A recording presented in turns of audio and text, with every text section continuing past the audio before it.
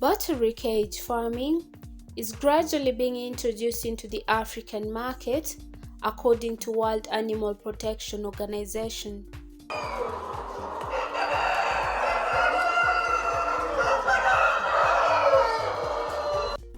Counties in the Rift region which have adopted this farming system are Kericho, Bomet, Narok, Nakuru, Uasin Gishu, and Elgeyo Marakwet.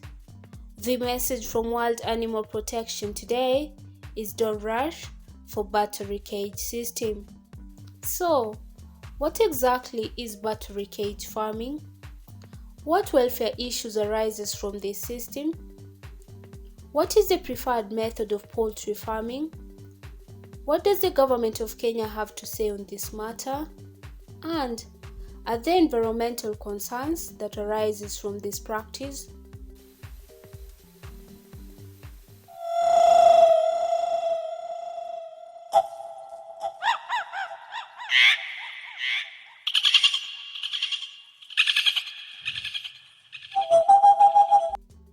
Dr. Victor Yamo, Farming Campaigns Manager at World Animal Protection, says this system of farming causes distress to chickens, which are considered to be sentient beings.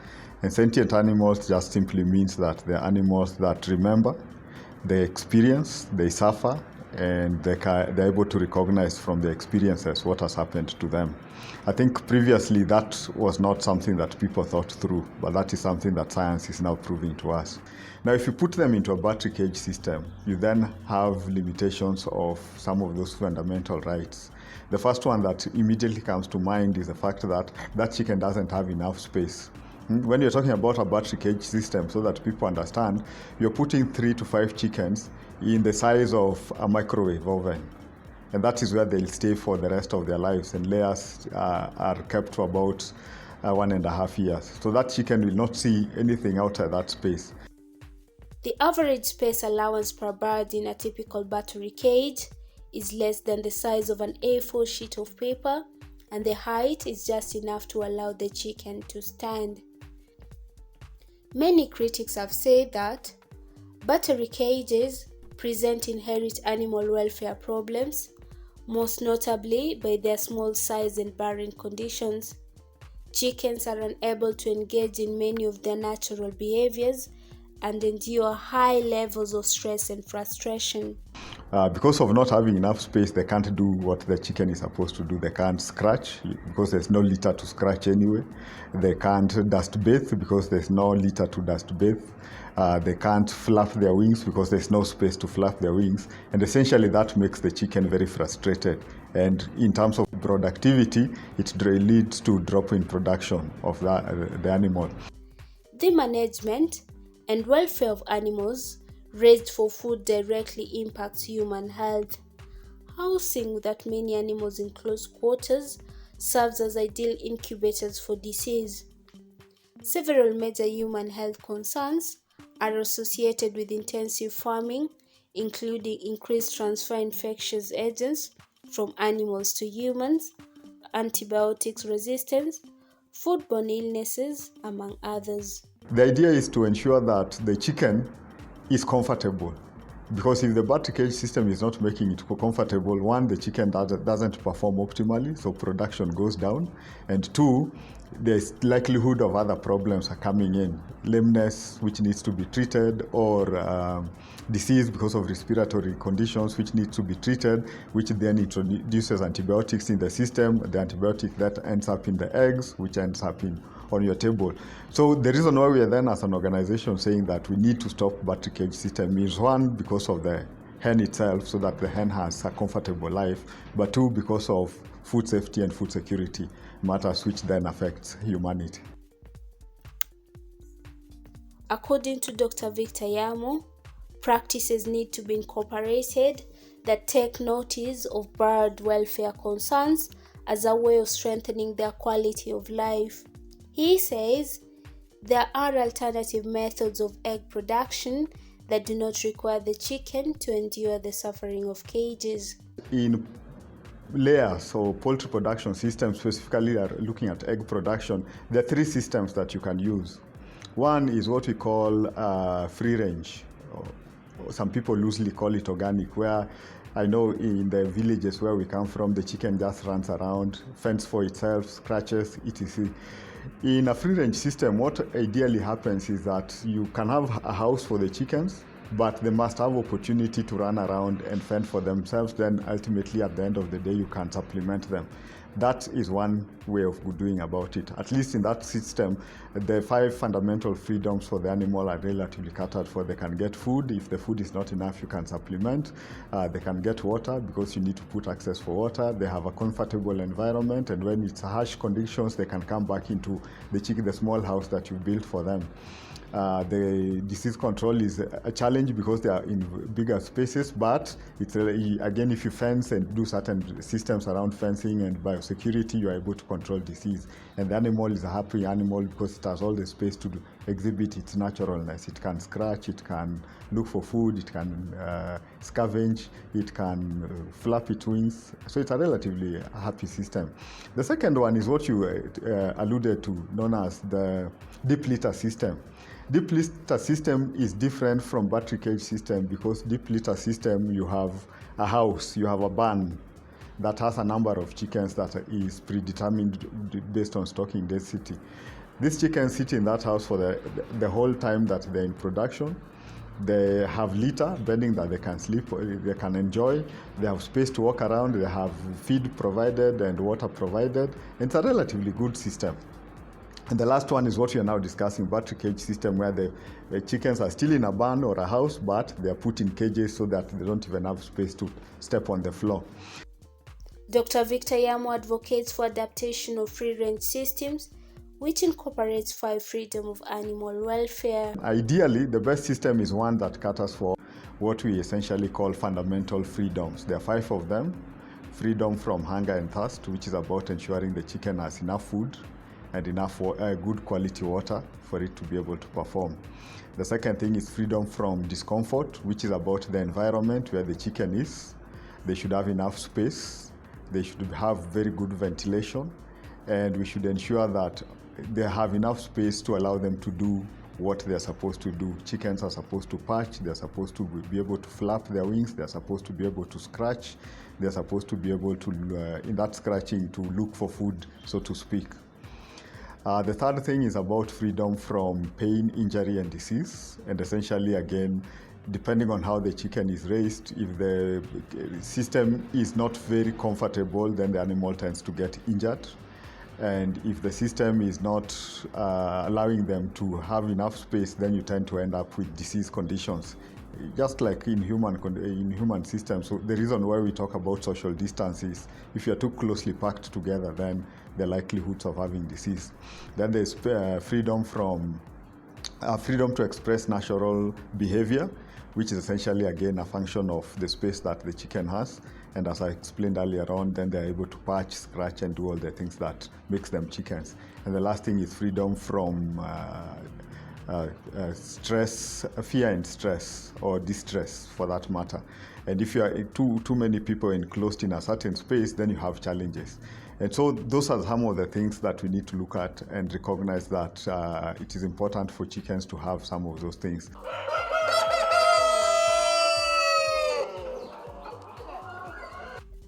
Cage-free egg production, while not perfect, does not entail such inherent animal welfare disadvantages, is therefore seen to be a good step in the right direction for the egg industry. On the other hand, advocates of battery cage farming system say they incur advantage in the breeding density, which is large, saving houses and saving land. In the same ground and buildings, the cages can raise 3 to 5 times more laying hens than the flat ones. And the laying chickens can be mechanized and automated, and the labor efficiency is high.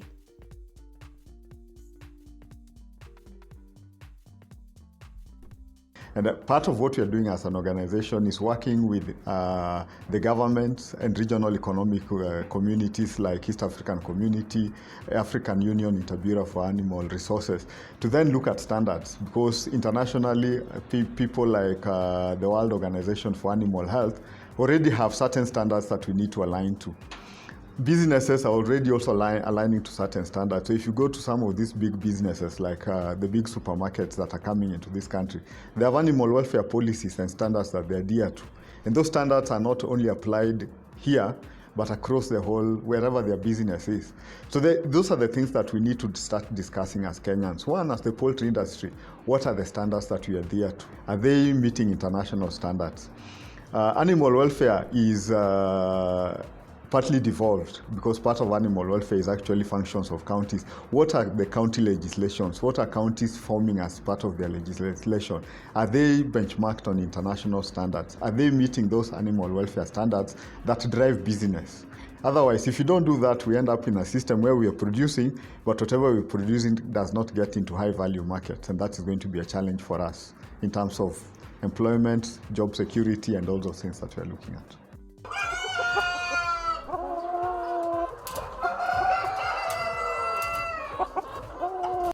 The analysis of the legislative framework governing the incorporation and utilization of battery cage system in the country as a means of poultry production is not clear whether it is for or against this system of farming, according to animal welfare lobbyists. Animal welfare is not necessarily new, and I will tell you why it's not necessarily new. In this country, the law that governs animal welfare is known as the Prevention of Cruelty Act, Cap 360. That act was enacted in 1962. So it means that even as the colonialists were living, they were already living as with a system around animal welfare to cater for certain things around animal welfare. What I think has happened and where we have failed is people never took animals seriously. And so we did not pursue that line. And that's why you see the way we carry our chickens, the way we carry our pigs, the way we slaughter them. We don't think animals are very critical and important. But what has happened in the last 3 to 5 years is that people then the subject has come back onto the table. If you look at the new curriculum that we are trying to apply, there is even animal welfare starting as low as primary school level, so that people start understanding that if you know how to handle animals, most likely you will be a good person in life, because research also shows that children who mishandle animals when they're young ultimately become delinquent later in life. So that's something that is being looked at. But how then do we interact? As an organization, we work with the international, because we are a big organization, we link ourselves with organizations like World Organization for Animal Health. We also work closely with the African Union. In fact, the Animal Welfare Strategy for Africa, which was launched about 3 years ago, is something that we worked closely with the African Union to ensure that it was put in place.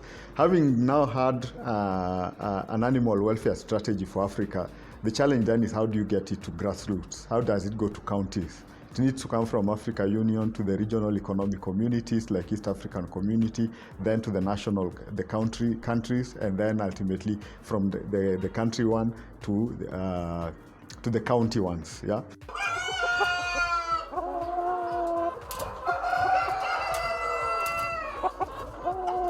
I did reach out to the CEC of Agriculture from the County of Uasin Gishu, Mr. Samuel Yego, to hear his county government opinion on this matter. The idea of adapting battery cage system for me is open, he said to me in a phone call. Mr. Samuel Yego said that we as a developing nation shouldn't be quick to compete with already developing countries. Commercial farming is something we should look at, he said, with the expectation of generating enough income and revenue from farm sale, and as such people can and should choose to practice any form of poultry farming they deem commercially viable. He added that land shortage may not be an issue to the farmers of Uasin Gishu County, but is open to the idea.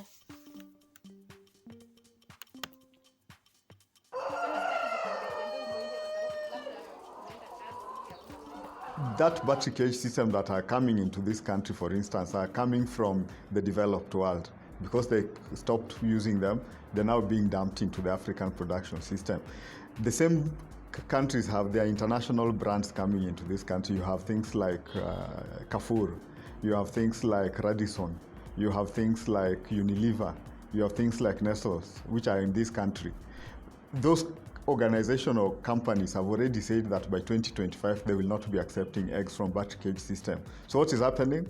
You're being given a system that does not get you into high value markets. And I think that is something that we need to start discussing. So it's not that we are against innovative new ways of production. It's just that we are saying globally and looking at the production system, what is being called innovative is not necessarily innovative. It has limitations in terms of the capacity of the animal to be the animal it's supposed to be, so it negatively impacts the animal. It negatively also impacts the production system, because then you are having depressed production or introduction of disease through that process. And it also negatively impacts on the farmer. The farmer is not getting into high value markets. So what are we saying as a country? That as we go into production using battery cage systems, by 2025, when the big brands stop buying from battery cage systems, where will they be getting eggs from? They'll be importing, definitely. And that means we are losing jobs. And that also means that, so the whole system, we need to look at it holistically on the impact that it's going to have. A study published by an Australian Amber Cross on the impact of battery cage farming on environment stated that the egg-laying industry, a single sector of the factory farm industry, is inflicting irreversible mental and physical harm on the chickens upon which it relies, as well as the environment upon which it depends. The battery cage factories are polluting the air and the water, contributing immensely to climate change, deforestation, and lessening the biodiversity.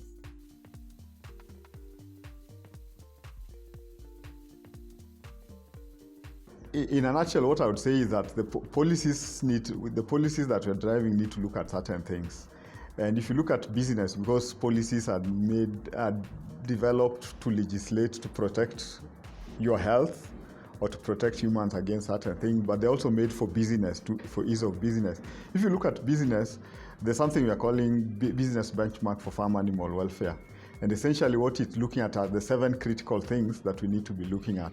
The number one big thing that we need to look at and legislate about is confinement. Yeah?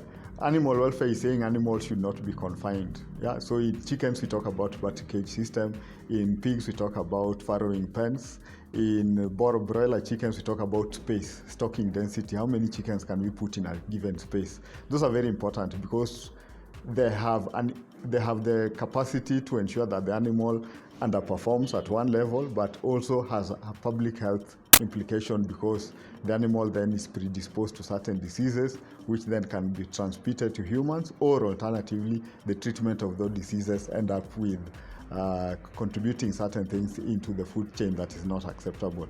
So essentially, there's a series of things that we need to look at. Confinement is one, so we need to have certain regulations around confinement. What space can a chicken have? How much ventilation, etc. The second thing we are looking at is the use of antibiotics, prophylactic use of antibiotics. Again, we are also looking at genetically modified organisms or animals. The use of that is another one. We are looking at transportation is another one that is very important. We are looking at how you slaughter animals. Do you stun them before you slaughter them? So there's a series of things, and I think just to put it in a nutshell, I talked about certain policies that are being put in place, and we are working with the government, especially the Ministry of Agriculture, Livestock, Fisheries and Cooperatives, to do some of these things. If you then enact the Animal Welfare and Protection Bill, that bill requires for us to make certain regulations. And the regulations will be around confinement, will be around disease control, will be around transportation of animals, around slaughter of animals, around feeding the animals. What feed do you give, and how much water do you give, and what quality of water. So those are things that are already in the pipeline and are being discussed between non-governmental organizations like us, the industry players, and government. I did call and email the office of the PS of Livestock, Harry Kimtai, to get the national government opinion on this matter, but no feedback was provided to us in time for this report. The legislative framework that applies to animal welfare in the country is set in a way that this method of livestock farming is free to be practiced. It is up to the farmers looking to invest on this type of farming to look at the impact this system will have on the animals and its final production. The weight criticism discussed here shows clearly there are pros and cons. With a number of international nations banning this system of farming, arguing cruel and indefensible method of egg production, it is up to us to ask, should we then in Kenya be quick to adopt battery cage farming system as a method of poultry farming in the country?